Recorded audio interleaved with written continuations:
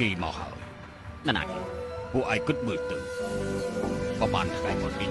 មេតបខ្លាំងសុនលីបានចេញមកអស់ហើយតែនៅសំមនុស្សម្នាក់មិនទាន់មកតើគឺជានរណាគឺខ្លួនអ៊ីសូមគោរពលោកអបរាជលោកមេតបសុខសប្បាយទេខ្ញុំសុខសប្បាយទេលោកអបរាជខ្ញុំទទួលបញ្ជាពីទីប្រឹក្សានៅទីនេះដើម្បីរងចាំលោកបើខ្ញុំទៅតើលោកគិតយ៉ាងម៉េចលីប៉ៃនិងខំមីមិនលើកលែងឲ្យលោកទេទោះជាពួកគេលើកលែងឲ្យលោកចៅអ៊ីនិងសុនឈៀនដែលនៅជាងតុក៏មិនលើកលែងឲ្យលោកដែរ